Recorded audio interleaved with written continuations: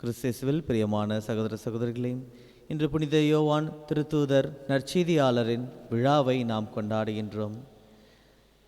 இந்த மனிதர் எப்பொழுதுமே ஒரு தனித்துவமான ஒரு இடத்தை பிடித்து கொள்கின்றார். எல்லா சீடர்களையும் விட, எல்லா நற்செய்தியாளர்களையும் விட இந்த மனிதர் எப்பொழுதுமே தனித்துவமாக இருப்பதை நாம் பார்க்கின்றோம்.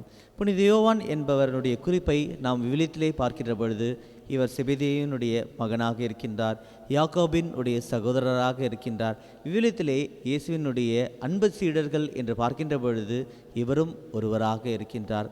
ஆக இயேசு கிறிஸ்து ஜெய்ருசனுடைய பிள்ளையை அவர் உயிர்த்தெழ செய்த பொழுதும், இயேசு கிஸ்தமணி தோட்டத்தில் இரத்த வேர்வை வீழ்த்த போதும், இயேசு உருமாற்றம் அடைந்த பொழுதும் இவர் அவர்களோடு இருந்து நெருங்கிய ஒரு வட்டத்தில் இருந்த மனிதராக, எப்பொழுதுமே இயேசுவுடன் இருந்த மனிதராக நாம் விவிலியத்திலே பார்க்கின்றோம்.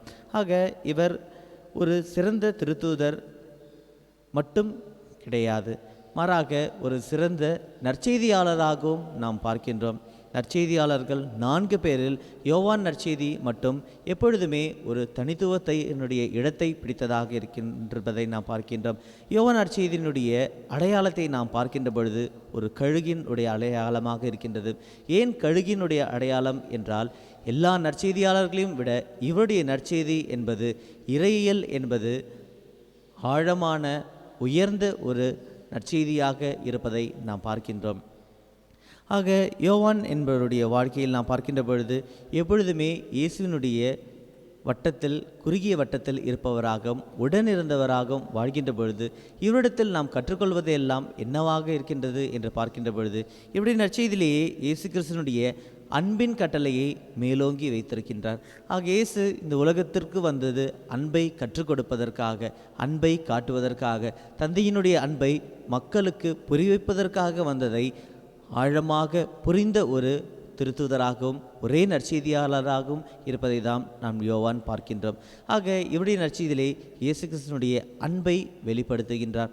ஆக பல சீடர்கள் இருந்தார்கள், பல திருத்தூதர்கள், 12 திருத்தூதர்கள் இருந்தார்கள். ஆனால் இந்த மனிதர் என்பவர் இயேசு கிறிஸ்துவின் பாடுகளின் பொழுது எல்லா சீடர்களும் எல்லா திருத்தூதர்களும் அவரை விட்டு சென்றார்கள், இவரும் விட்டு சென்றார்.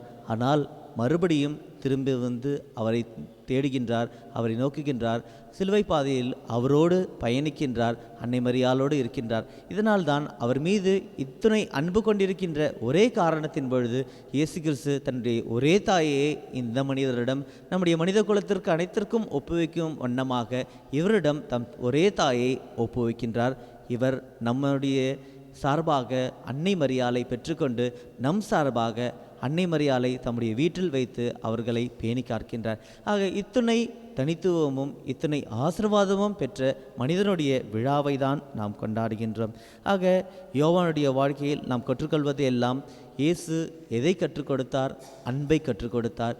இந்த மனிதர் என்பவர் எந்த ஒரு நிலையிலுமே இயேசுவை விட்டு விலகிய மனிதராக இல்லாததை தான் நாம் பார்க்கின்றோம். ஆக இன்று நாம் எந்த அளவுக்கு இயேசுவை பின்பற்றுகின்றவராகவும் பற்றி கொண்ட ஒரு மனிதர்களாகவும் நாம் வாழ்கின்றோம் என்பதை இந்த மனிதர் நம்மை சிந்திப்பதற்காக அழைக்கின்றார்.